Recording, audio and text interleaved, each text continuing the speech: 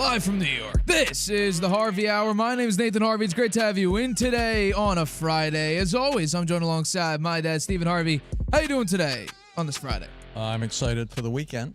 A lot of games coming up here, and we've got our picks tonight. Week 2 already underway. Not starting off great for me. An 0-1 start, both on the spread and the win. The Commanders looked absolutely abysmal on both sides of the football. We're going to talk about that game, as well as the Super Bowl rematch between the Kansas City Chiefs and the Philadelphia Eagles, and, of course, our Week 2 picks, along with Week 2 of the Harvey Hot Hand. We start off with a winning record. Better than last year, where I believe I started 1-4.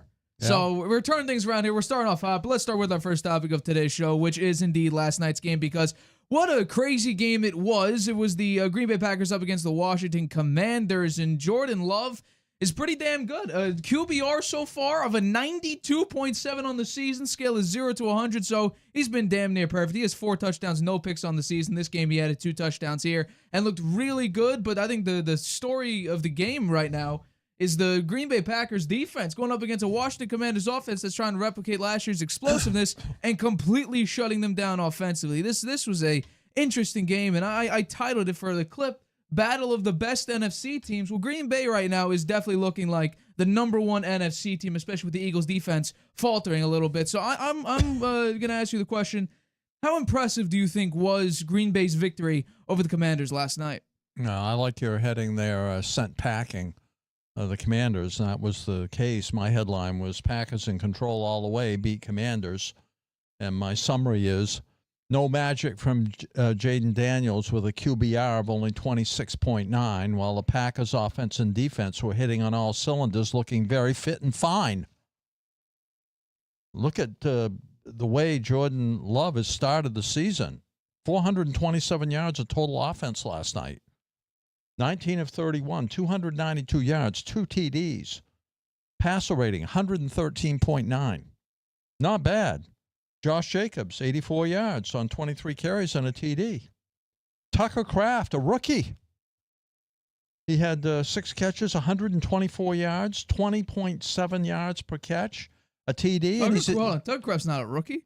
He's been in the league for 3 years. Tucker Kraft. I yeah, thought he's of a the rookie. Green Bay Packers. No, he's been in the league 3 years. I thought he was a rookie. He had a TD, 20.7 yards, and he's a tight end. Right? I mean, that is pretty impressive. And the defense, 4 sacks, 3 tackles for losses, 12 quarterback hits, only allowing 251 yards to one of the most explosive offenses in the league, with Jaden Daniels at the helm, who, as I mentioned, didn't have the magic last night. Micah Parsons, 3 quarterback hits, a half a sack.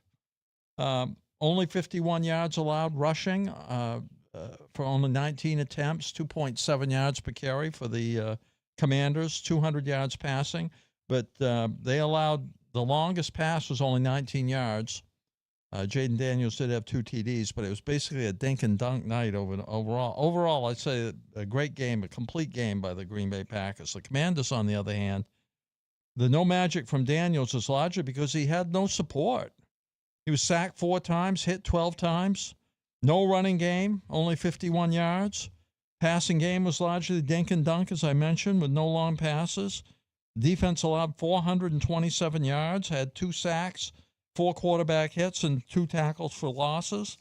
Overall, very disappointing performance for the Commanders. I was incredibly impressed with the I think shocking defensive performance, because I don't think we were truly ready for the Green Bay defense. Once they got Micah Parsons, it was like, okay, let's see what they could do. And Micah coming off an injury, he's been on a snap count basically, so we haven't yet to see him in a full-fledged game of him out there every single defensive snap.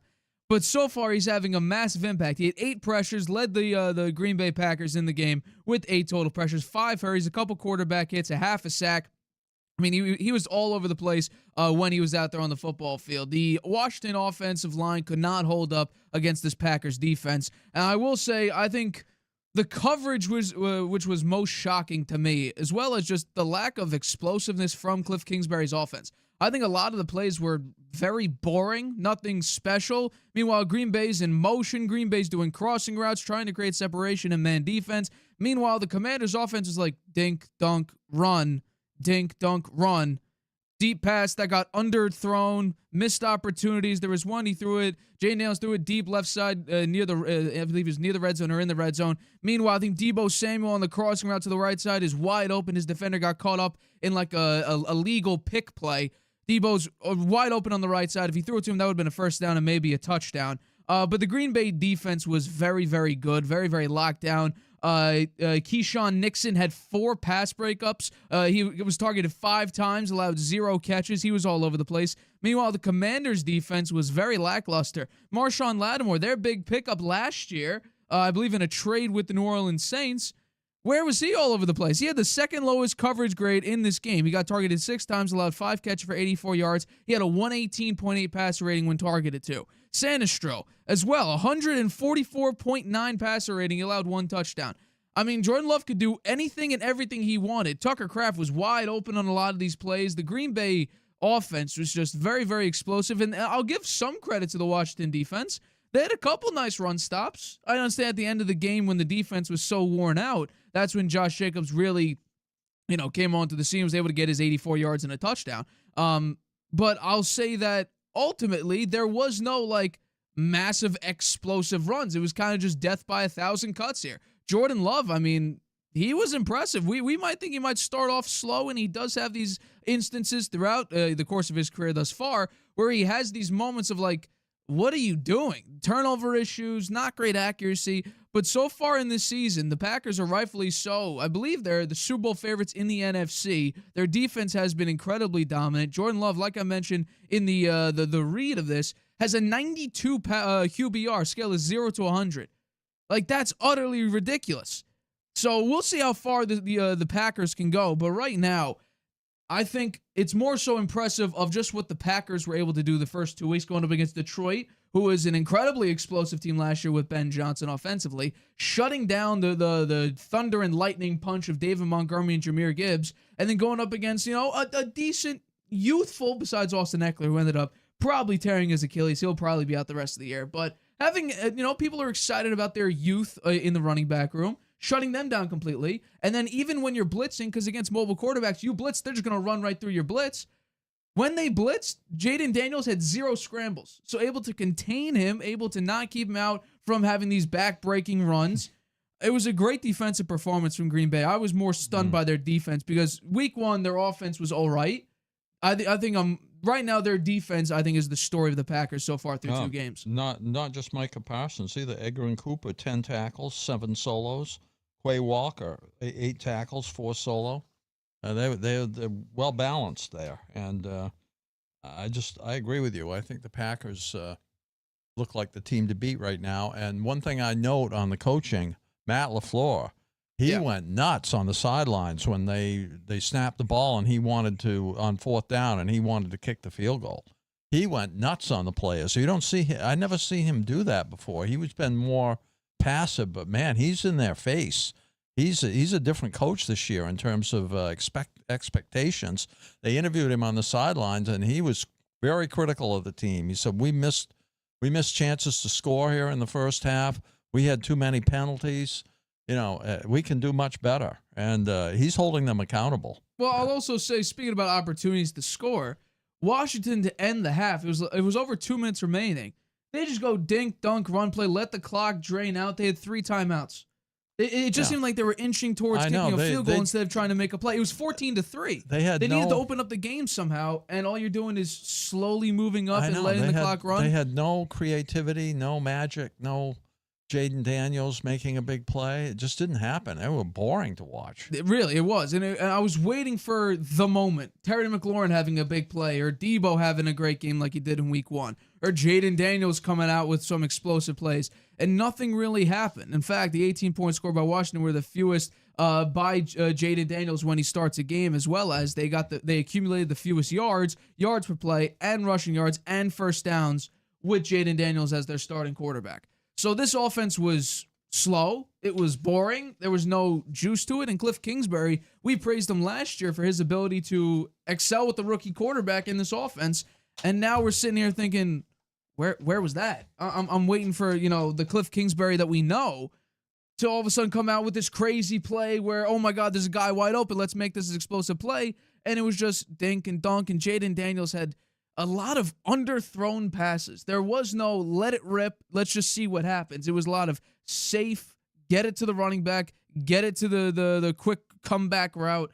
Nothing, okay, here's a post route, throw it. 50-50 ball, go for it. It was a lot of just at your feet. I think he was really feeling the pressure. And Micah Parsons, like I mentioned, he didn't even play the full game defensively. He had 8 pressures. Yeah. So he was definitely making an impact. He's not 100% yet. Right, and he's still having an insane impact. So just imagine what the Packers will be when he's out there basically every single defensive play. Yeah. I'm a little bit worried if I'm the upcoming schedule of the Green Bay Packers, which honestly doesn't get much harder the next 2 weeks. They go at Cleveland and then at Cowboys. It should be 4-0. But think about this: if you keep that defensive performance up, then you go bye week in week 5, home against the Cincinnati Bengals. That will be. The Bengals have no offensive line and a not great running game, and we just saw what their offense looked like with the defense that the Cleveland Browns possessed. I still think that will be a good game.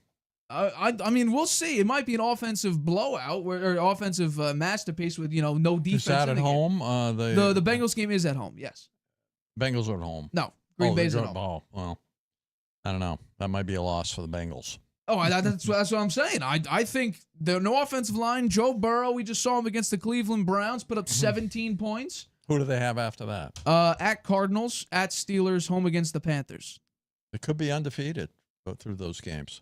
And then it's home against the Philadelphia Eagles. And that will be a big game. I think that'll be a nice, massive game. And then at Giants. I mean, there's a lot of wins through the first 12, 13 weeks of the season. Mm-hmm. I mean, we're looking at a team that could be 11-2 through 13 weeks. And I mean, if that's the case, if Jordan Love just doesn't absolutely choke, we could potentially be seeing a very deep playoff run in Jordan Love's, third year being the starter? Yeah, well, if he started fast now, and that's uncommon. He hasn't done that in his first 3 years. He started slow, and then he turned it on in the second half. If he starts fast and turns it on in the second half even more, who knows? Maybe he's an MVP candidate. I think he deserves to be at this current moment, but we'll obviously wait and see. All right, let's get to our next topic here. Super Bowl rematch between the Philadelphia Eagles and the Kansas City Chiefs. The last time we saw these teams meet was in the Super Bowl this past year, where it was a 40-22 blowout win by the Philadelphia Eagles, who absolutely shut them down defensively. Cooper DeJean had a pick 6. Mahomes looked like a rookie quarterback, making all kinds of mistakes. Offensive line couldn't hold up. The defense was insane. Jalen Hurts, Super Bowl MVP. This was a big revenge game because a couple of years ago, the Eagles and the Chiefs faced off in the Super Bowl, and there was a late game penalty. The Chiefs were driving, and the Chiefs were able to actually get that victory and claim another Super Bowl trophy. This time is different. And in week 1, we saw the Eagles get a victory, but the defense looked a little shaky. For the Chiefs, we saw Justin Herbert put on an absolute show against the KC defense, and early on, Mahomes looked lost, looked confused, and looked untrustworthy when it comes to his performance in the pocket. He didn't trust his offensive line. So my question to you is, the Chiefs, even though they've made the Super Bowl 5 of the last 6 years, are 1.5 point underdogs at home. So do you think they're being disrespected by Vegas and by sportsbooks? Not at all. Not at all. The Eagles, as you said, dominated in the Super Bowl 40-22. The Chiefs' offensive line was a sieve. Mahomes had no time. He was pressured almost every play. The defense dominated in that game, and I think it will dominate in this game too. Jalen Carter's going to be back from his spitting suspension in Game 1, and he's going to be hell-bent. I think he's got something to prove there. He's going to be insane in this game, I think. The Chiefs are banged up at wide receiver, too. Worthy's out. Well, he's doubtful. He's doubtful. Doubtful. Okay. Well, generally, that does mean, though, you're out. Yeah, but he was hurt in that game, in the first game. He won't be 100%, even if he's in there. Not only him, I mean, they don't have Rashid Rice. He's suspended. They have Travis Kelce out there. He's 36 years old now, right? I don't know. They have Hollywood Brown, who had a good game in Game 1, but he I don't view him as an elite number 1 receiver. They were throwing it to Tyquan Thornton, who the Patriots cut. So I think the suspect at wide receiver, and Hurts, he's the dual threat, right? He can run, he can pass, and the Eagles have elite running back in Barkley, who it's Pacheco for the for the Chiefs, who's done nothing for quite some time now. The Chiefs have no running game to speak of. And they have elite wide receivers in Brown and Smith, who they haven't really thrown it to yet because Hurts has been so successful on the ground. So, I think the Chiefs' defense is suspect too. Made a lot of mistakes in game one. I think the Eagles are going to win this game. I actually agree with you that I think the Eagles are going to win this game. However, I think there's a bigger story here. Mine is just, okay, the Chiefs are 0-2 for the first time since 2014, and the last time Mahomes went 0-2 was sophomore year of high school in 2011. So this is very uncharted territory if you're the Kansas City Chiefs and if you're Patrick Mahomes. But I think that there is question about, is the dynasty over? I think, again, we're a little premature to go there because, again, they did just make the 5 of the last 6 Super Bowls. But there is a serious issue with this Kansas City offense again. Their offensive line is still abysmal. Josh Simmons, rookie, first game of his NFL career, real snaps in week 1, had 4 pressures and 2 penalties against the Chargers defense. Yikes. The left guard, who was originally the rookie left tackle last year, he allowed 3 pressures, no penalties. And then Jawan Taylor, who maybe he's getting all of his penalties out of the way right now. He had 4 penalties in this game, also had 2 pressures. So this Chiefs offensive line, it's terrible again. And the reason why the Eagles were able to capitalize in the Super Bowl was because Mahomes didn't trust his offensive line. So immediately, he went to what Brady looked like in 2022, whereas you snap it, you sense pressure, you're backing up, or you're not seeing the field, your eyes aren't downfield because they're staring at the 5 offensive linemen in front of you, wondering, where's the pass rusher going to come and kill me? So I think that if Mahomes doesn't trust the offensive line and the Eagles are able to get to him early, this is going to be a blowout.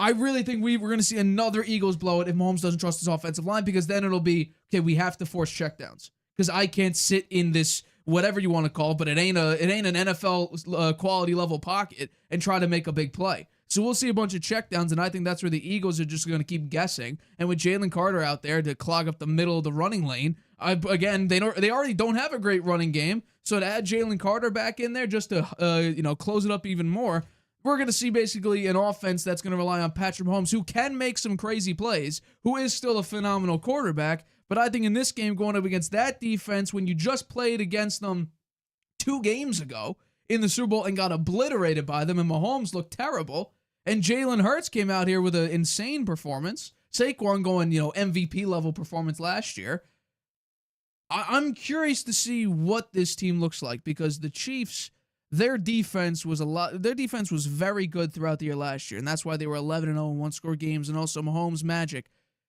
A little bit of that sparkle has worn off a little bit. The defense got cooked by Justin Herbert, who, in an offense that is run-heavy, run-focused, Justin Herbert threw it, 34 times and absolutely cooked them. May have had his best career game against them just now. So if I'm a Chiefs fan, I understand you have the ego of making it 5 of the last 6 Super Bowls. I'm worried now going up against, think about it. You just want to give us the Chargers with a great defense, great head coach, great offensive system with Justin Herbert, and, a decent amount of nice weapons and a good offensive line. Now you're going up against the Eagles, where they beat you in every positional category you could think of. Every position except maybe the safeties. No, right? even then, I would give it to the Eagles. Even then. No, but against Mahomes, he may be able to exploit the secondary a little bit, but he won't have any time to throw. Exactly. Yeah. So that's why I think, what are you going to do if you're the Kansas City Chiefs? You're going to have to rely on the short passing game, the dink and dunk. Mahomes already has the lowest average depth of target and most or at least air yards per throw over the last 4 seasons. He leads, I think, in 3 of the 4 of the years. Mm-hmm. I think another thing with the Chiefs, they got a lot of mileage on them. 5 of the last 6 Super Bowls. They're playing deep into the season, making the Super Bowl almost every year. A lot of extra games for those guys. Yeah, particularly a person like Kelsey. Right? Oh, yeah. He's got a lot of mileage on him. I don't know. I'm a little surprised that they didn't win against the Chargers. I picked them, but the Chargers look very good. I was very impressed with Herbert. Well, the last time the Chiefs went 0-2 was 2014. They missed the playoffs that year entirely. Yeah. I think they're And going to now make the the Raiders playoffs. are 1-0, the Chargers are 1-0, the Broncos are 1-0. Yeah, but the Chiefs Raiders, are 0-1. I don't think the Raiders are going to win this week. We were talking about Geno Smith had nearly Against over the Patriots. 370 total yards against the Patriots. Geno Smith, though. Yeah, I know, but it was We don't against the expect that from Patriots. Geno. Patriots' first game with that new defense. Some of those players, I don't know why they have them out there. I don't think Geno's going to do the same thing this week. Well, going up against the Chargers defense, we'll have to wait and see Monday Night Football. Yeah. But yeah, no, I'm a little bit worried. I am picking the Eagles, and I think it's going to be relatively close. But if the first drive I see Mahomes do what he did against the Chargers, I'm going to be expecting a blowout because the Chargers offense is not the level of the Philadelphia Eagles offense. So they were able to keep the game relatively close when Mahomes was like 5 of 19 or whatever it was. He was very inaccurate with the football early on. In this game, if we see a similar thing with Mahomes being incredibly inaccurate, I think the Eagles are going to capitalize on that. We have to think back. Week 1, Dak Prescott nearly threw it into the arms of the Philadelphia Eagles, 4 times? Didn't get picked off once. So I think that if you catch those footballs, we're seeing an Eagles defense that currently would lead the NFL in takeaways. So we'll see if the Eagles can capitalize on that. Jalen Carter coming back. The defense didn't look great, but it is week 1. I'm sure it'll heat up eventually. Mm-hmm. Who do the Chiefs have after this? I mean, are they going to go 0-3? The Chiefs coming up after this game. No. At Giants. No, they'll probably win that one. But then it's home against Baltimore. Oh, That's a great game. That's a great game. And then it's at Jaguars, home against the Lions, home against the Raiders. I don't trust the Lions that much. And we're going to see it from my picks. I do not trust the Lions whatsoever. After seeing week 1, seeing what defenses could do if you get to Jared Goff. The Lions haven't lost back-to-back games since 2023. And since 2022, they're 11-4 in games after they lose one. So they're playing at home. They are playing at home. I think you'll be a little bit surprised about my picks. But speaking about picks, coming up, we'll make our week 2 picks as well as my Harvey Hot Hand. We're starting off. We have a 60% winning percentage. Let's see if we can keep it up week 2. I don't love this week. There's some weird spreads and weird matchups, but we'll get into all that right after this short break. Using Wi-Fi without NordVPN could mean sharing your private stuff with more people than you think. Stay safe on public Wi-Fi. Get NordVPN's special offer and encrypt your internet connection. NordVPN. Online security starts with a click. Welcome back to the Harvey Hour. My name's Nathan Harvey. It's great to have you in today on a Friday. As always, I'm joined alongside my dad, Stephen Harvey. Let's get into our next topic of tonight's show. Show's flying right by, which is indeed our week 2 picks. Every single week throughout the NFL season, we make our weekly picks.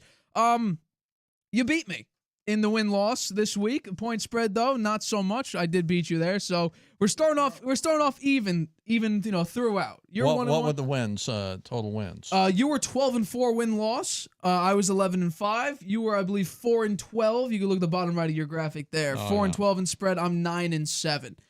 So I'll start us off for week 1. These are my picks so far. I picked the Commanders in an upset over the Green Bay Packers. I was very much wrong on that one, so I'll take the L there. Starting off 0-1 in both point spread and win-loss. But coming up, it will be Browns at Ravens.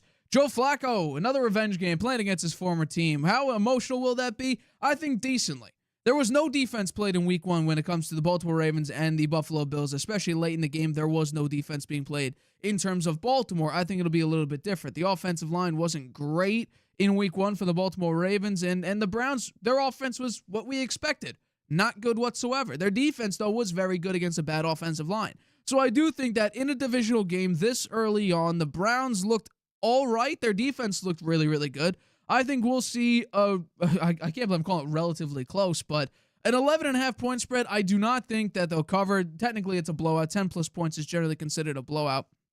But I'll take the Browns to cover. Ravens obviously get this win. I'll be very, very surprised if the Ravens fall to the Cleveland Browns in week 2 at home against a team that really shouldn't be anywhere near the win column, at least soon. So I'll take the Ravens in a victory over the Cleveland Browns. The Browns do cover, though, the 11.5 point spread.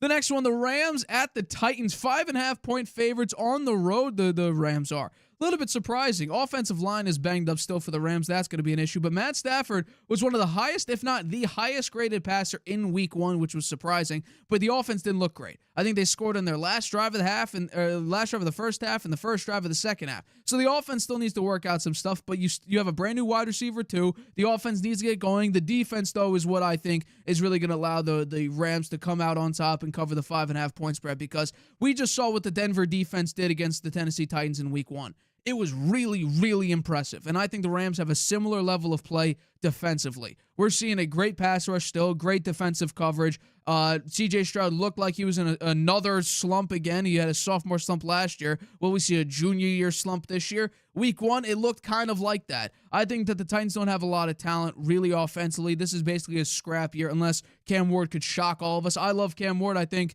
the way he portrays himself, the way he puts himself out in the media, I think is very professional. I commend him for that, when some people, not going to name names, care more about personality, care more about keeping their name in the headlines. I think Cam Ward is very professional in that regard, but I think that the Titans are not built to succeed right now, and I don't think a lot of people expect them to succeed right now. So give me the Rams to cover a 5.5 point spread on the road. I'll take them in a victory. Next one, Bears at Lions. I'll take the Lions to win, Bears to cover. Here's why. The Detroit Lions just got embarrassed in week 1. They have a brand new offensive and defensive system with 2 new coordinators, and right now they need to get something going. David Montgomery, Jahmyr Gibbs got absolutely shut down by Green Bay's defense. What we saw in week 1 for the Chicago Bears was really good offense, really good defense in the first 2 quarters, maybe 2.5 quarters, and then the rest of the game, they couldn't stop J.J. McCarthy getting his first start with the Minnesota Vikings. And the offense sputtered, didn't look creative. Caleb Williams looked completely, out of sorts, couldn't throw any good balls, overshot DJ Moore on a pass to the left side. But I do think that what we saw in week 1 was much more telling about what the Detroit Lions could be and why their point total went from like 10.5 to 8.5 over under for the season. The defense, the Chicago Bears defense, I think will get to Jared Goff, which will force him into some turnovers. And even last year, when they were a very, very explosive team, they went 15-2. What we saw on Thanksgiving was, if it wasn't for a weird Caleb Williams waiting to finally get the last snap off, if they just called timeout, we could potentially be seeing an upset last year. While the Lions were like an incredible team, we would have seen the Chicago Bears upset the Detroit Lions. So I do think that this is going to be a close game. I will take the Lions to win. The Bears will cover because I think we've seen crazier things before. And I think that we saw glimpses of what the Chicago Bears overall as a team could be through the first half of the game. But then Ben Johnson got very plain. This defense got very boring and couldn't stop anything. And that's where really J.J. McCarthy was able to execute at a high level. So I'll take the Lions to win, but the Bears will cover the 6.5 point spread on the road. Next one, Giants at Cowboys. I'm going to be very, very quick with this. Giants are still starting Russell Wilson, who averaged 6 points in week 1 against apparently Commanders defense that can't stop really anybody. I think the Giants offensively are in danger. I think what we saw in week 1 for the Cowboys defense was they were able to slow down Saquon Barkley enough to not have a massive impact, but it really was Jalen Hurts who all of a sudden now is scrambling for his life and making some big-time plays when it comes to that. That's where really the Eagles are able to succeed. When it comes to the Giants, they have no running game. Russ is their quarterback. For a guy who has the best deep ball in the NFL or a top deep ball in the NFL, he averaged at 2.7 percent of his attempts were a deep ball, 1 attempt in week 1. I think the Cowboys defense will stop anything the Giants tried to do. I'll take the Cowboys in a victory here, minus 4.5 point spread. The Giants right now, they need to do some soul searching, and I think right now week 2 will be an eye opener. Russ ain't the guy anymore. Let's go to the next one. The Bills at the Jets, 6.5 point favorites on the road at MetLife Stadium.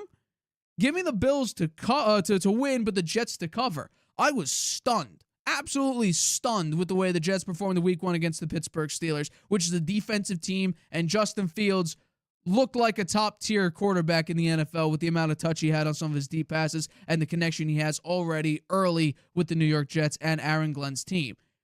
I read somewhere that the Bills are going to try to force Justin Fields because of the defense into a pass-heavy system. We just saw them again get cooked by Derrick Henry in the running game. Again with Lamar Jackson in the running game. And all of a sudden, analysts are saying, no, the Bills' running defense is going to force Justin Fields into a pass-heavy scheme. I don't really understand that. That's kind of not what we just saw in week 1. So I'll take Justin Fields to do what he did in week 1 against the Pittsburgh Steelers. I say they do cover a massive point spread at home, which is ridiculous after what we just saw. Yeah, do we need to be a little bit, like, oh, okay, is that the Jets we're going to see this season, but is this a one-off? Is this just a revenge game? Maybe it is. But I think that if we see something similar, I'm not saying they have to put up 30-plus points, but I think the defense is good enough. I think the offense was surprisingly good, and the Bills' defense, I don't really trust them a lot. Josh Allen will be the MVP. Josh Allen just was the MVP. He'll still be incredible. I'll take the Jets to cover, Bills to win, though, on the road. I think that it should be much closer than just 6.5, especially after what we saw in week 1 for the New York Jets. This one, Mac is back. Brock Purdy's out for this game against the New Orleans Saints. So this point spread, I don't know if it'll move, but as it currently stands, they're 3-point favorites on the road at New Orleans. I'll take Mac Jones. I can't believe I'm putting a little bit of faith back into Mac Jones here, but I do think that Kyle Shanahan really liked him going into the draft. There was a reason he had to like him this much to supposedly want him in the draft, but then got overruled in favor of Trey Lance. So we'll find out exactly what Kyle Shanahan saw. He saw something in Sam Darnold. Look what Sam Darnold did a year removed from San Francisco when he went over to Minnesota. They went 14-3. Mac Jones bounced around from the Patriots to the Jacksonville Jaguars, and now he's over in San Francisco. What will he be with an offense that right now is a little bit banged up? We'll have to wait and see. Juwan Jennings right now is questionable. Trent Williams is questionable. But if he is CMC is the most talented player he's ever been around in his NFL career so far. So we'll see what he looks like. I think there'll be a lot of ding and dunk. George Kittle is going to be out for a while, so we'll see what this team could be with Mac, but I do trust him more. I trust Robert Saleh's defense to perform well against Spencer Rattler. I'll take Mac Jones in a win over the New Orleans Saints. Next one, Patriots at Dolphins. I read somewhere earlier this week that the Dolphins had a player-only meeting. Player-only meeting after their week 1 loss against the Colts. Good. They desperately need it. And I think if you look at the way the Dolphins have played, it's been bad. I think this is not just a one-off game.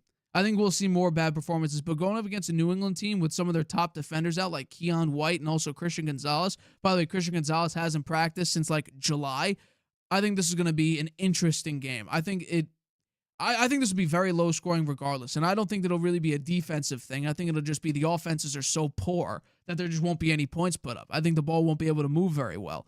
I will take the Dolphins in a field goal victory over the Patriots, but this will be a very boring game. I would put this in the do not need to watch category because I don't expect Tua to all of a sudden drop 40 points, and I don't think Drake May right now is going to go out and overperform and bring up this maestro, be the maestro of the Patriots offense right now. There's a lot of moving pieces with New England, a lot of freshness, a lot of newness, too much new moving pieces for the New England offense and defense. To be honest with you, give me the Miami in a 3-point victory over the Patriots. They cover the point spread. Next one, Jaguars at the Bengals. This could be a Travis Hunter, Jamar Chase type of a game. Travis Hunter versus Jamar Chase, that'll be interesting to watch if they do get paired up with one another. But the Jaguars' defense isn't good. It wasn't good last year, and I don't think it's really that good this year. You go up against Bryce Young and the Panthers, and I think it's a smokescreen because the Panthers aren't good. I think that we'll see a different level of a Bengals offense in week 1 because the defense of the Browns in week 1 was able to get to Joe Burrow, able to sack him a couple times and make him extremely frustrated. I don't think the Jaguars have that level of pass rusher that will do that on as a consistent basis as the Cleveland Browns did. I think this offense needs to get going at some point. I think Trevor Lawrence, he had an okay week 1. Okay, nothing really tremendously special. Travis Etienne had a better game at over 100 yards rushing. It was a really, really good game for him. But I think that we'll see the Bengals offense really come alive in week 2, and generally they don't. I don't have the exact week 2 win-loss record for Zach Taylor, but we've seen the Bengals start off very slow. You got a week 1 win. It's been a long time since you were able to actually get that victory as a favorite, although you are still 0-4 when you're a favorite covering that point spread, so that's not great. But week 2, you're 3.5-point favorites. I'll take the Bengals to win and cover. I think this offense needs to get going at some point. I think Zach Taylor's seat is on fire right now. He just got a victory, but to win 1 point against Joe Flacco and the Cleveland Browns, when they're right now the worst team in the NFL based on over-under, I'd be a little bit nervous if I'm Zach Taylor. Next one is the Seattle Seahawks at the Pittsburgh Steelers. Give me the Pittsburgh Steelers. I was very, very surprised with Aaron Rodgers' 4-touchdown performance. I think that we'll see another level of a Steelers offense. The running game still is a work in progress and needs, a lot of improvement. Jaylen Warren should not be a number one running back. I think, the punch of a Najee Harris and a Jaylen Warren, that was okay. But I don't think Jaylen Warren's going to come out here and rush for 1,000 yards this season. So they need to figure out the running game and what to do there. But I think Rodgers, 4 touchdowns, it's a really, really good sign if you're Mike Tomlin and Arthur Smith in this offense. Like, okay, this 40-year-old quarterback who just had a dud of a year last year, he's still got it. So we'll see against the Seattle defense that was pretty good against the 49ers. Forced Brock Purdy into some really bad throws. Had a couple of interceptions in the game as well. But I think Rodgers, what is he known for?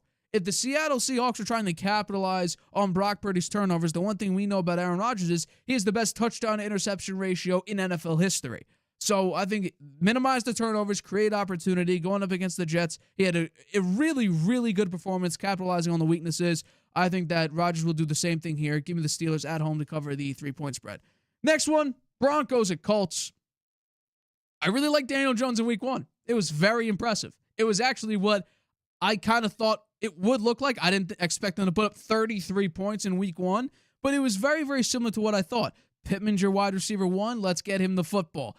Tyler Warren, your draft pick at tight end. Very good pick. Let's help him out as well. Let's get him some touches, and that's what Daniel Jones did, along with a decent running game. But going up against basically the number 1 defense again in the Denver Broncos so far, I think it's going to be something. The only way the Colts can win this is if Bo Nix looks lost. He looked pretty lost in week 1. If Sean Payton can't sort of reel him in and make him play structured football, the Colts have a shot. But I think that with their defense, the defense was the only reason why the Broncos stayed in the game last week. I think if the defense just comes out and puts up a nice performance, we'll see a bad game from Daniel Jones. Does that mean that he'll have a bad season? No. I think he'll have a pretty good season, actually. But going up against this defense, it's definitely a tall task that I think a mid-team to a bad team can't handle very well. So give me the Broncos to win on the road and cover the 2.5-point spread. The next one, the Panthers at the Cardinals. The Panthers just went up against a lackluster defense and not an explosive offense, really, and looked terrible. Their defense could not stop the Jacksonville Jaguars whatsoever. And the Cardinals, while they kept their game close against the Saints, who are right now power ranked as the worst team in the NFL, I think we'll start to see Marvin Harrison Jr. We'll see this offense. James Conner, who, by the way, Trey Benson had a better game than James Conner. I don't think we'll see a lot of that, maybe a few games here and there, but James Conner needs to get going. This defense did a pretty good job capitalizing on the opportunity Spencer Rattler gave him. So I think we'll see a shutdown Panthers offense again. Bryce Young playing for his job probably. But yeah, give me the Cardinals in a big-time victory over the Carolina Panthers at home. Cover the 6.5-point spread. We cover this game just before the Philadelphia Eagles at the Kansas City Chiefs. This game will come down to the first 2 drives of Kansas City. If Mahomes looks worried, if he starts dancing around, has happy feet in the pocket, and starts to imagine pressure that's not there yet, the Eagles will blow him out of the water. But if the offensive line is able to hold up relatively well, I think this game will come down to a very, very tight-knit game where it can go either way. But I think that when it's all said and done, take the team where literally every position that you go throughout, maybe quarterback, maybe not, but you go down every single thing and maybe tight end. Maybe the Chiefs still have them there. But basically every other single position, you go down, it's Eagles, Eagles, Eagles, Eagles, Eagles. Just go down the entire list. Eagles beat them out through and through. So give me the Eagles over the Kansas City Chiefs in a potential blowout victory for Philadelphia. Sunday Night Football, Falcons at the Vikings. J.J. McCarthy coming off a big-time victory, scoring over 20 points in the fourth quarter alone, went 8 of 9 for, I believe, over 100 total yards and 3 touchdowns in the fourth quarter. And Michael Penix coming off of an absolute heartbreaking loss against Tampa Bay, where they had Baker Mayfield basically throughout the entire game, and he just made plays late. But I'm actually going to take him in an upset victory on Sunday Night Football, because what I saw is Kyle Pitts might be back. They got him involved. He was making some big-time plays. He was open. They schemed him open. Drake London had a good game. I think the only thing they were missing is an okay Bijan Robinson game. We haven't seen it. He averaged 2 yards a carry. I think it was 12 carries for 24 yards. It was not a good game, but he was the leading receiver. So he was able to make an impact, but I'm waiting for the explosive runs. I'm waiting for, being able to drain that clock more, maintain possession, keep the ball out of J.J. McCarthy's hands, basically. And I think early on what we saw is an upgraded Atlanta pass rush, which is always good. I think secondarily, I think Michael Penix looked pretty in control. He stayed calm in some big-time moments, had like a Superman dive for the end zone, which was pretty cool to see. Give me the Falcons an upset victory Sunday Night Football over the Minnesota Vikings. I think it'll say more about the Falcons, though, than it will about the Vikings. I think the Vikings will play fine. I think there should be, what a game from Michael Penix. I think that's what we'll be talking about on Monday and Tuesday, recapping this game. All right, Monday Night Football, we got 2 games this week. The first one, Bucs at the Texans. People love the Houston Texans in this game. I can't really see why, because I think this is going to be a very predictable game for the Buccaneers. They are very well known for their running defense, rather. They stopped Bijan Robinson, who is by far rated as a top-tier running back, and especially in fantasy, he was RB1 in basically everybody's draft. So the Bucs are known for shutting down the run. The Texans right now, their starting running back is Nick Chubb, who, by the way, had a fine game in week 1. But I think this is going to get very predictable. They're not going to have a great running game, which means that C.J. Stroud will have to throw it. And I think that's where the Buccaneers will be able to capitalize on some big-time plays defensively. And Baker Mayfield needs to tone it down just a touch, cool it down, because he started off very, very cold. Not a lot of completions, very low completion percentage. But Emeka Egbuka had a great game, had 2 touchdowns in his rookie debut. So he had a really, really strong start. We have to see Mike Evans at some point get some action, especially in the red zone, to have his big impact with touchdowns. So give me the Bucs in another upset, I guess, on the road at Houston. I think that right now we're seeing a C.J. Stroud Jr. year slump after week 1. We're not seeing a lot of differentiation from last year to this year offensively.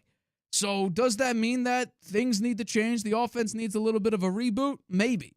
Because we have to see the C.J. Stroud of his rookie year when this offense was really good. Sophomore year, it wasn't great. It could be blamed to injuries. But this year, I can't find an excuse yet to be like, oh, no, but the offense was missing X. Yeah, you're missing Tank Dell, but that was expected. You don't have Stephon Diggs, you let him go. He's on a 1-year deal. Where is the offensive explosiveness? Joe Mixon, yeah, he's out. But I'm waiting for, be able to adjust. That's what the NFL is. It's parity. It's adjustments. It's making the plays that matter. And so far, the Houston Texans haven't done that. I know it's only 1 week, but we're seeing similarities from last year as well. And finally, the Chargers, 3-point favorites on the road at the Las Vegas Raiders. Geno Smith, round of applause for you. Over 370 total yards. You made the Patriots defense look like nothing, look like a junior varsity team. I mean, it was pretty bad. Drake May did a whole lot of nothing. Kayshon Boutte, great game, though. He had a phenomenal game. Might want to pick him up waiver wires if you're playing fantasy. But Stephon Diggs, where was he? Split reps with Ramondre Stevenson, Antonio Gibson, and Travion Henderson when Henderson had more yards per carry. It didn't make a lot of sense. This Patriots offense needs some reworking, needs some rewiring here. The defense will be out Keon White as well as Christian Gonzalez, arguably your 2 top-tier defenders. At least, cornerback-wise, Christian Gonzalez is your best defender. Carlton Davis really didn't have a big impact. You let go of Jabril Peppers, who I think was just stupid. I think that right now, the Raiders, they look really good in week 1, going up against the Los Angeles Chargers, who Justin Herbert had a tremendous game.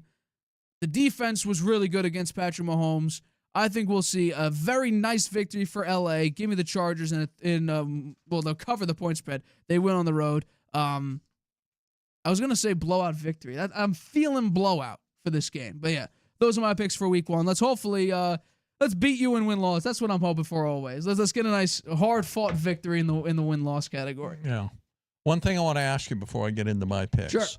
I went back and watched the Jets-Steelers game, the replay of it, right? Yeah. Because it was a close game, and I was watching the Patriots, and that Sure. I probably should have tuned into the Jets-Steelers because that was a more exciting game. And, Justin Fields, his passing, I think they've reworked his release.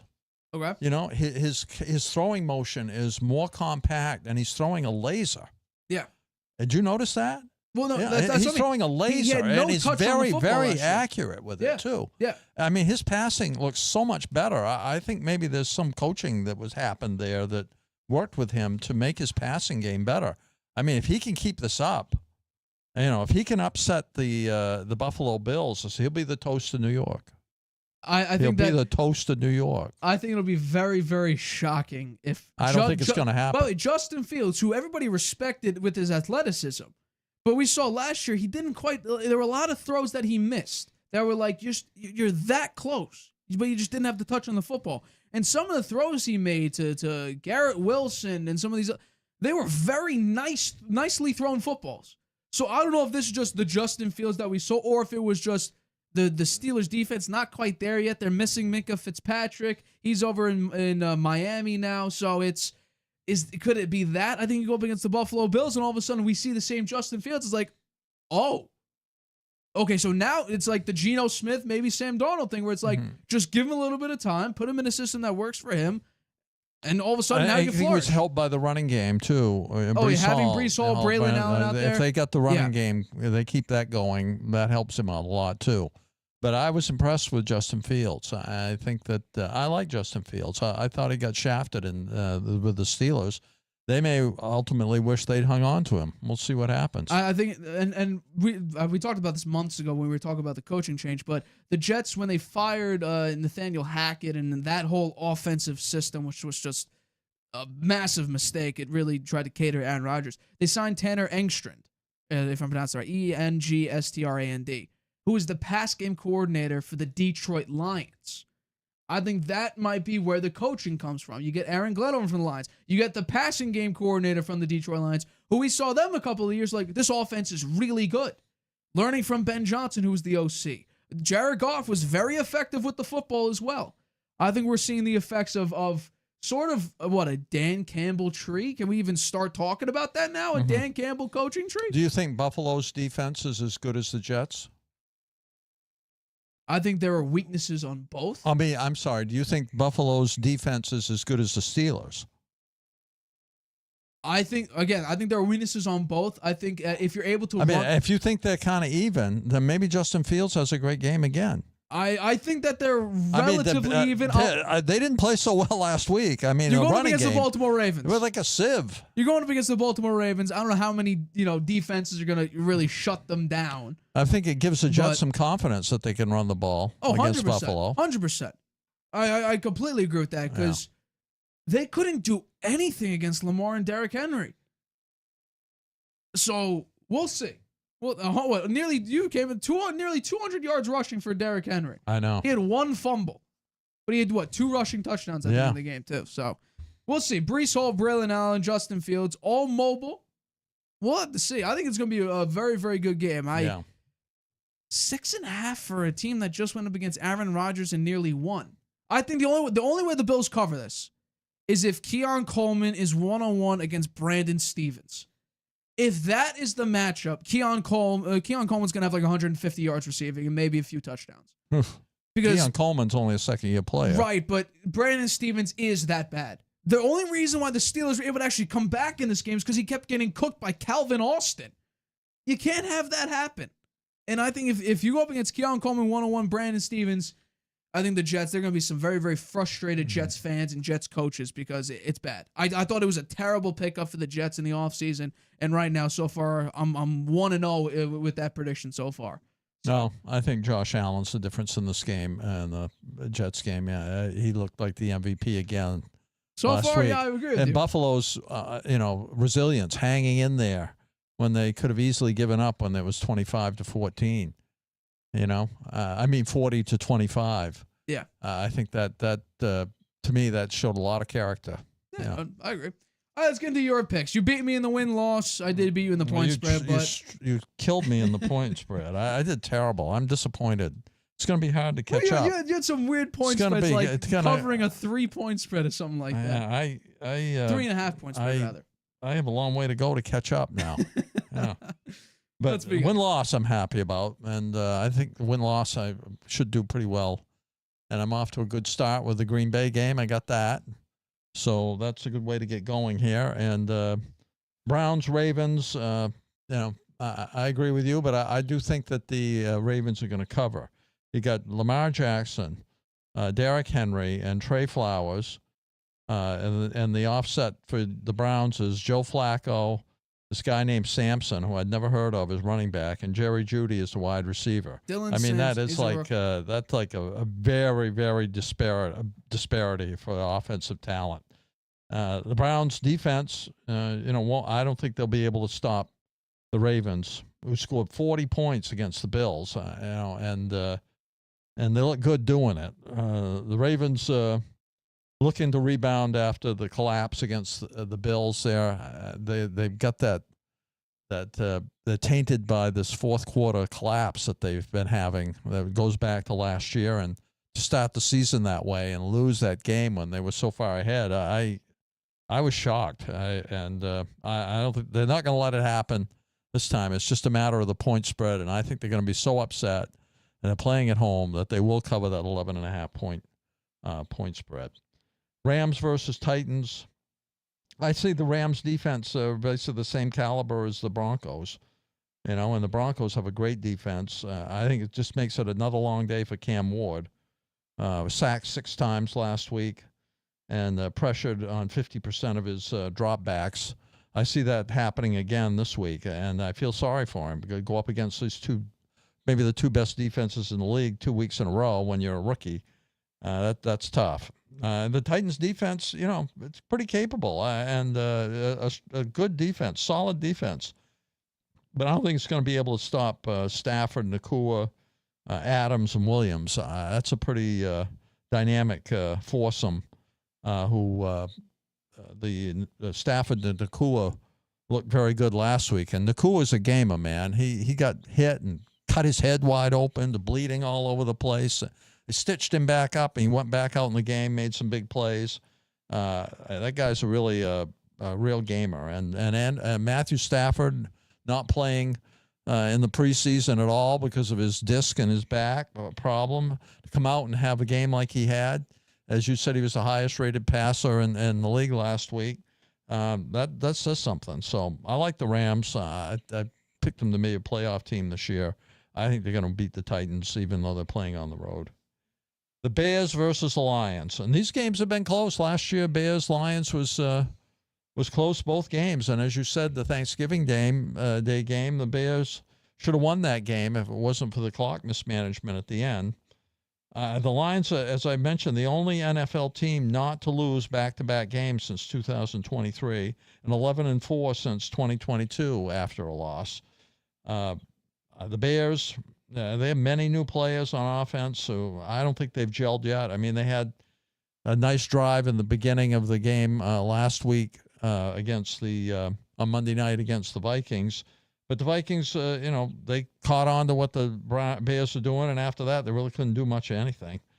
I don't think after that first drive, they really didn't do much at all. And Caleb Williams reverting back to last year's mistakes when the pocket breaks down, he starts scrambling around rather than just dink and dunk it. He tries to make a giant play out of it, and that costs him. So he's got to learn there. I think the Lions have the better defense than the Vikings had, so that'll make it even tougher for the Bears. I look for Goff and the Lions running game to bounce back against the Bears. I mean, how could the Lions running game have such a terrible game against the Packers? I mean, those guys are great. They each have 1,000 yards each year, Gibbs and Montgomery, and each have 10 touchdowns. The last 2 years in a row. That's never happened before. And to go out and only one of them have 25 yards and the other not even be register, I didn't get it. I don't know what was going on there, but they've got to figure that out, and I think they will against the Bears. So I'm taking the Lions, and I don't have the cover, though, because the way the Bears play them tough. So I'm saying the Lions won't cover, but they will win. The Giants versus the Cowboys. I mean, the Cowboys own the Giants. Let's just admit it. They own them. Right? They haven't beaten the Cowboys and Dak Prescott since 2016. Yeah. Which I believe was the Odell catch game, if I'm not mistaken. The Cowboys had a chance to win against the Eagles if CD hadn't dropped 4 passes, and the lightning alert hadn't happened. I think the Cowboys were playing well up until then. They kind of fizzled after that. The Giants' defense didn't pressure Daniels last week, and the Cowboys have I think a better offensive line than the Commanders do. So I don't see them getting much pressure on Dak Prescott, and he'll just pick them apart if there's no pressure on him. Russell Wilson, he's now 0-6 in his last 6 starts. He had a 59.3 passer rating in last week. He's not going to be in there very long if this keeps up. And they'll be going to Jackson Dart. The fans will be calling for it. because the season will be lost, and they'll just be seeing if Jackson Dart is the franchise quarterback for the future. So this is a big pressure game for Russell Wilson. If he wants to keep playing, he better show something more than he did last week. Buffalo with the Jets, we just had a little discussion about that. I think the Bills win and cover. It's a touchdown. To beat the Jets by a touchdown when the Bills look like to be one of the best teams in the NFL this year. The Jets with a lot of new players and the new quarterback. I think the Buffalo's going to have the number for at least a touchdown. I think the Bills can beat the Ravens, who scored 40 points. How many points do the Jets and Fields have to score to beat the Bills? Maybe 50. I don't know. It's not going to. I just don't think it's going to happen. The Jets put up a good fight against the Steelers, but not enough to. I don't think it's going to be enough to beat Allen, who's arguably the best quarterback in the league in my mind right now. The 49ers versus the Saints, I've got the 49ers winning and covering. I think although Purdy, Kittle, Williams, and Jennings likely won't play, and Purdy we know isn't going to play, Kittle won't play. Williams, I think, and Jennings may be questionable at this point. The 49ers still have McCaffrey, as you mentioned. They also have Bosa on defense, and they have Pearsall, who's looking like a very good wide receiver. Mac Jones subbing for Purdy. That's going to be very interesting because Shanahan's high on Mac Jones, and Shanahan's offense is quarterback kind. You can go in there and be a game manager and look really good. Maybe throw a couple touchdown passes, not turn the ball over. Running game bails you out if necessary. I think Mac Jones could maybe thrive in this offense, and that would be fun to watch him play, particularly against he's lucky to be going up against the Saints. It should be a little easier, and I think he's definitely a cut above Spencer Rattler, who was yet to win a game as a starter, going back to last year. The Saints were undisciplined last week with 13 penalties. I think Shanahan is much more seasoned and better coach than the rookie Kellen Moore. I like the 49ers to win and cover. Patriots versus Dolphins. I'm a Patriots fan. What can I say? I'm picking them. I don't know why, actually, because they never win in Miami. Never. They haven't won there for so long, and they've never beaten Tua. They've never beaten him either. But given how bad the Dolphins looked last week, and the fact that I think Tyreek Hill, and you mentioned this, he is disaffected. He doesn't want to be there. He doesn't like the situation he's in with the Dolphins right now. He may be playing for a trade here. I don't know. And if the Dolphins keep losing, it may be best for them to part ways with him. They could get some high draft picks, start building for the future again, because I just don't think he looks like he's someone who wants to be in that organization. And he did nothing really last week. And their passing game did nothing, even though they have Jalen Waddle and Tyreek Hill. And they have been able to light it up in the past with those guys, and Tua playing. But they just didn't do it against the Colts, who you wouldn't say the Colts are a Super Bowl team by any stretch. So I think it's going to be a long afternoon. I think it'll be a low-scoring game. I think the Patriots have a chance to beat Miami and the Tua curse, given how badly the Dolphins played against the Colts, as I mentioned last week. If the Dolphins can get their passing game going, I think it will be close. But as I said, Tyreek Hill looks like a player who would rather be elsewhere. Drake May's got to grow up a little bit. Protect the ball. Don't throw picks. Don't fumble it. Those things have to happen for them to win. They were doing okay last week until he threw the interception in the first drive of the second half. And then the Raiders never looked back. That was the turning point in the game. You can't let that happen. But looking for the Patriots to pull it out here. Jags at Bengals.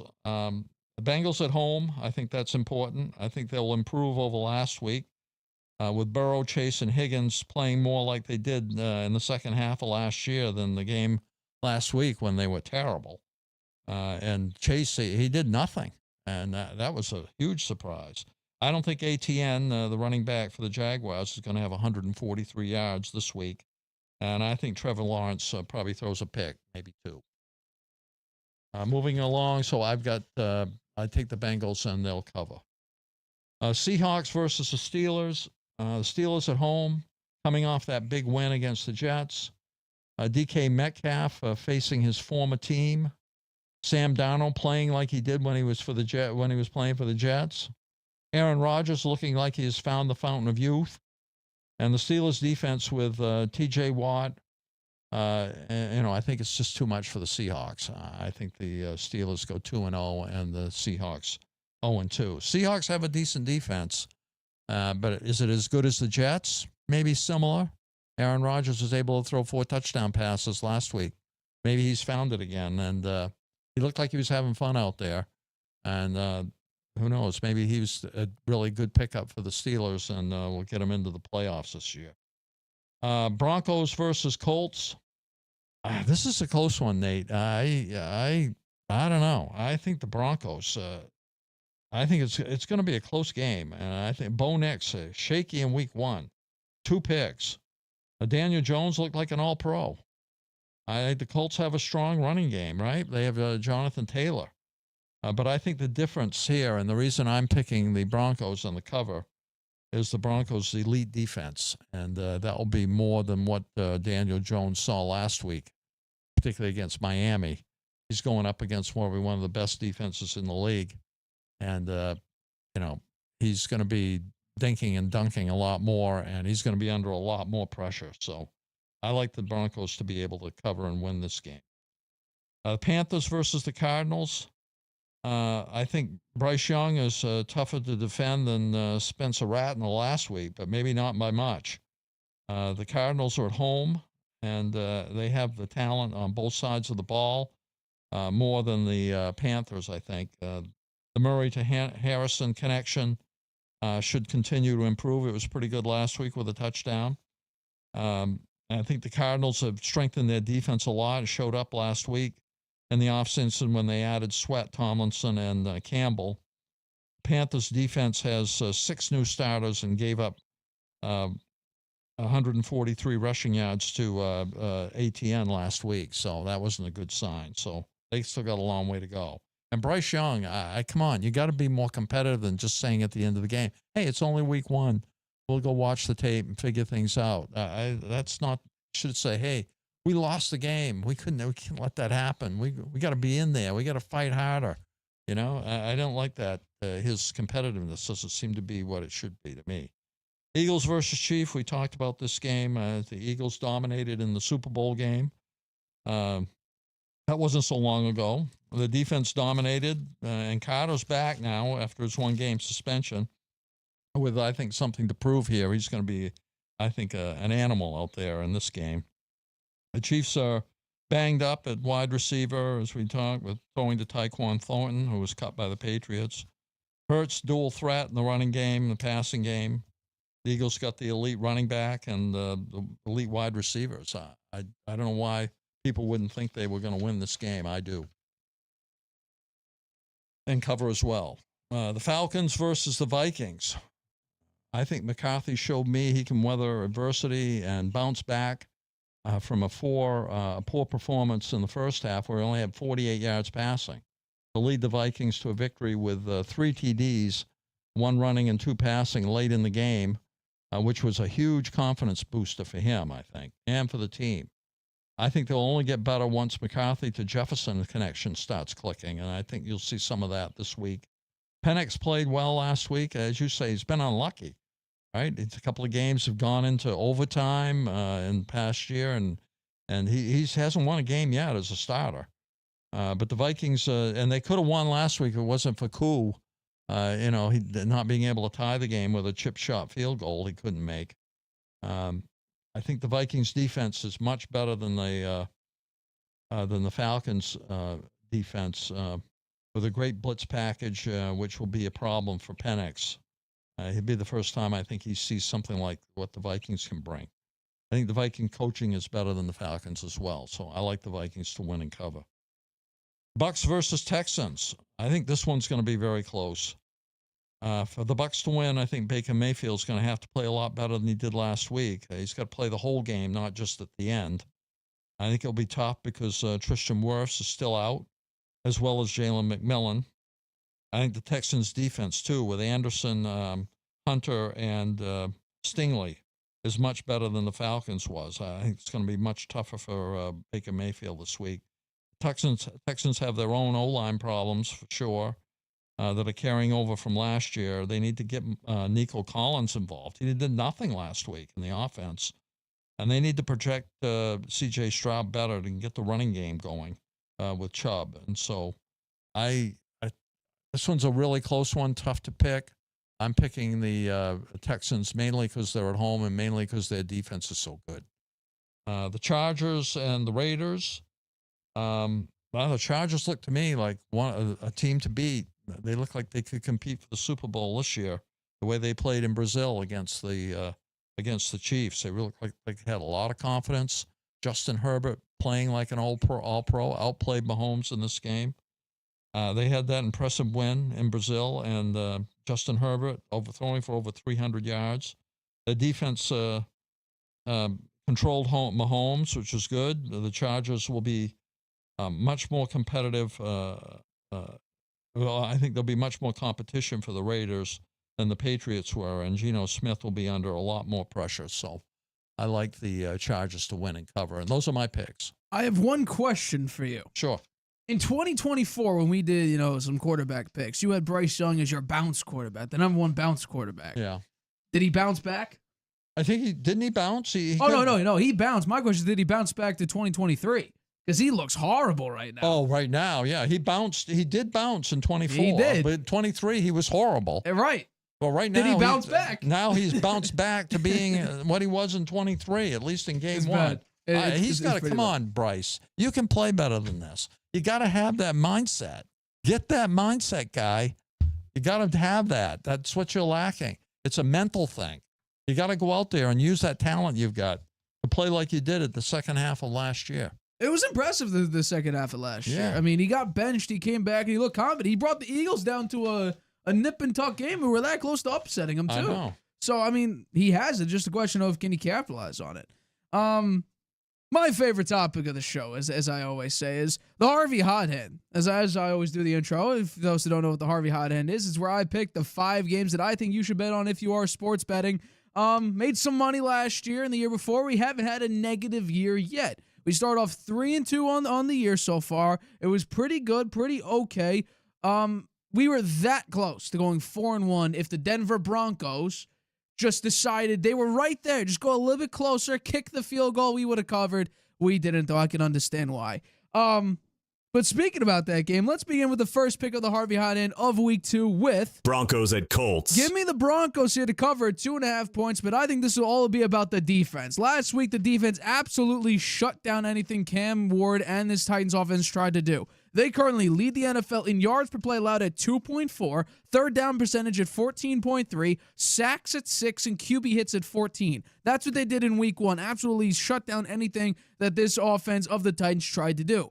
Going up against Daniel Jones and the Colts offense, which there's a lot of pieces around, but I think this is going to be a heavy defensive game when it comes to shutting them down. They'll have their opportunities. They may look shaky late. There might be a pick 6 thrown in there thanks to Bo Nix, and I think that's where really the negatives of the Denver Broncos really come out, is whether or not Bo Nix is the guy, because he looked very shaky in week 1. The only reason why the Titans didn't win that game was because the defense was able to stop them, especially late. So give me the Broncos in a 27-23 win. They do cover the point spread, but this Broncos team needs to hone it in a little bit and help out. Bo Nix needs to be better. It's flat out like that. Daniel Jones will have games like this, but going up against the number 1 defense in the NFL, in my opinion, right now, what are you going to ask of a guy that just started being good for like the first time in his career?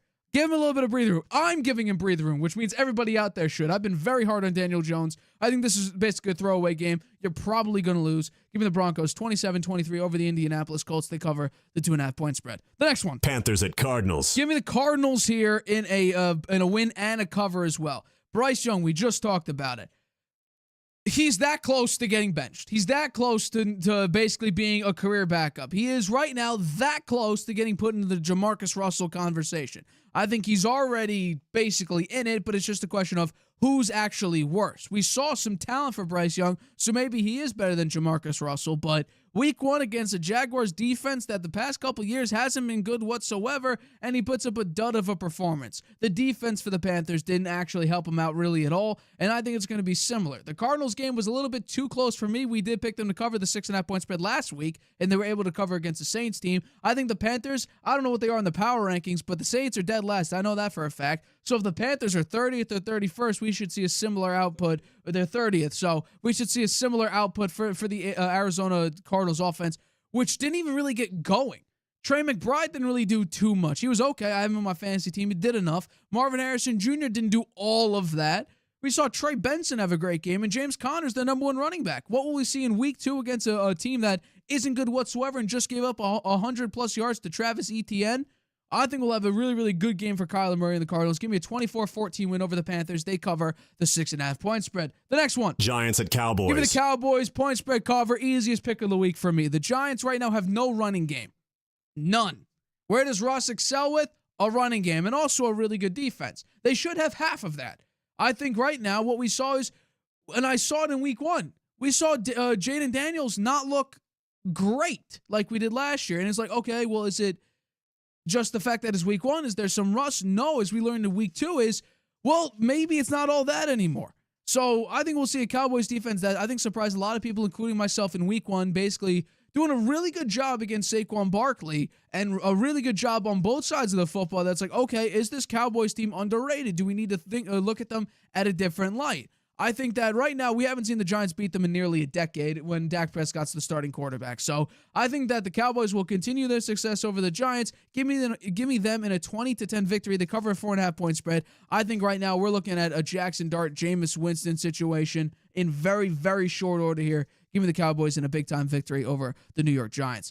Pick number 4. Patriots at Dolphins. I'm picking a lot of division games here. Give me the Dolphins to cover over the New England Patriots. The Patriots are down some of their top 2 defenders. Their number 1 defender, Christian Gonzalez, he hasn't practiced since July. He'll be out for this game. And what we saw was Geno Smith put up nearly 400 total yards against this Patriots defense. Geno Smith, who's respectable, who became a decent quarterback, but there's a reason why the Seahawks didn't keep him and decided to replace him with Sam Darnold. The Miami Dolphins went into a players-only meeting this week after a horrific performance against the Indianapolis Colts, where the defense wasn't great and Tua was abysmal, and the running game was actually decent. But all around, it was a bad performance from the Miami Dolphins. I think they don't respect their head coach. I think the offense is fed up. I think Tyreek Hill is already 1 foot out the door, if he wasn't already. And I also think that it's really telling when the Patriots haven't beaten the Dolphins in Miami in September since 2019. It's been that long since they've gone into Miami in September and beat them. And the last time, guess who the quarterback was? Tom Brady. That seems like millennia ago. So what are we doing here? I think right now, and by the way, like you mentioned, Tua's still undefeated against the New England Patriots. It doesn't matter if it's Mac Jones, Cam Newton, Bailey Zappi, or hell, even Drake May. Somehow Tua is undefeated against the New England Patriots. So good for him. I think that continues with another win at home. Give me the Dolphins in a very low-scoring game. Whatever the under is, and I may look it up very, very quickly, whatever the under is, I would consider betting it unless it's ridiculous, like a 34-point game or whatever, over-under. So I'll try to get up very quickly right now, actually, because I am curious what the over-under is for this game. And it's 43.5. Give me the under for this game. Give me the under heavily for this game as well. If you want to add on a little prop bet there, do the -2.5 and as well as the under for this game, because 43.5 is a bit ridiculous for this Patriots game. The next one is the Bears, or rather Bears at Lions. Bears at Lions over here. Give me the Bears to cover, because it might be like, okay, what we just saw against J.J. McCarthy and the Minnesota Vikings was shocking when it comes to the lack of the offensive production from Ben Johnson's new offense, as well as a defense that looked really good in that first half or even the first 3 quarters when they had a pick 6 and J.J. McCarthy was playing poorly. But we have to realize that against a Lions team last year where the head coach was on the hot seat, the GM people were hating, Caleb Williams didn't look great, the defense wasn't great, the running game was non-existent, the offensive line sucked. They were very close to upsetting them both times, especially in the Thanksgiving game, but both times there were opportunities.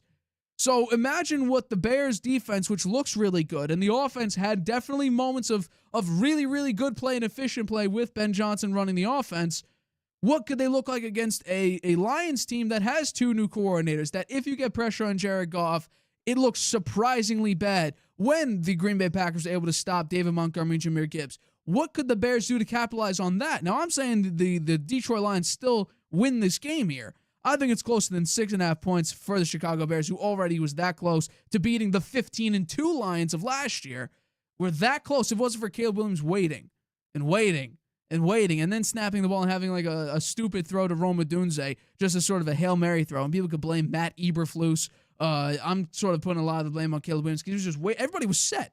We were just waiting when clock run down and everything. Could have called the timeout and whatnot. But yeah, give me the Bears to cover 6.5 point spread over the Detroit Lions, although the Lions do get the victory 30-24. And those are my 5 Harvey Hot Hand picks, plus a little prop bet for you to pick the under, which I might bet right now, actually. Patriots Dolphins 43.5. That seems a little bit ridiculous for an offense that just put up 8 points against the Indianapolis Colts and a Patriots team that can't stop turning the ball over with Drake May at quarterback. In fact, I'm doing it right now. I'm putting that bet in. I think that, to me, it's a tougher game, Broncos versus Colts, than Chargers versus Raiders.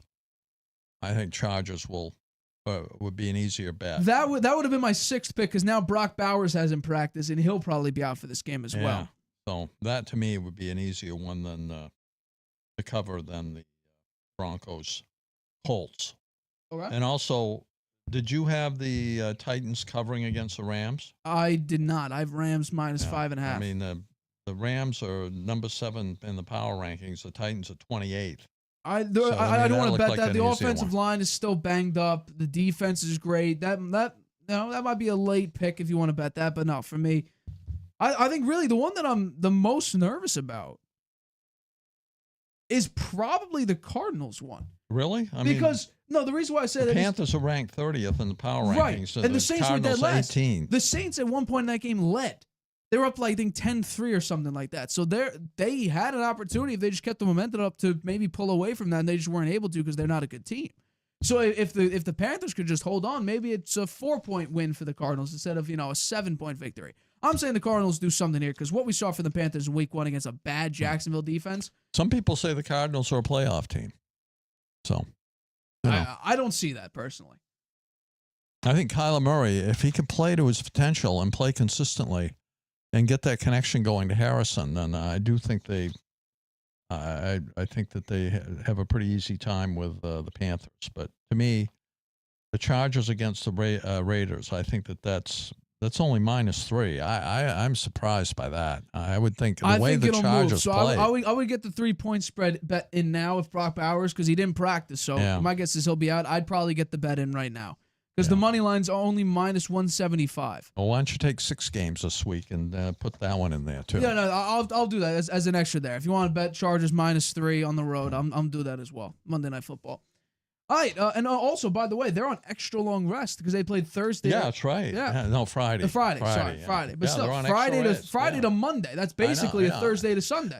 Yeah. So they're on 10 days rest. So they should be very, very, very well rested there. I guess the Raiders are on a little bit of rest as well. But they're playing at the Raiders, but it's like a bus ride over to Las Vegas for them. Right. So, it's not like they have to travel very. Right. That does wrap it up for today's show. We thank you for the constant support as always. But we'll see you on Tuesday. I'll see you on Tuesday, 6:30 p.m. Eastern for this episode of the Harvey Hour. My name is Nathan Harvey. That's my dad, Stephen Harvey. We have been your host of the Harvey Hour. Catch me on Tuesday, 6:30 p.m. Eastern, right here on YouTube. Using Wi-Fi without NordVPN could mean sharing your private stuff with more people than you think. Stay safe on public Wi-Fi. Get NordVPN's special offer and encrypt your internet connection. NordVPN. Online security starts with a click.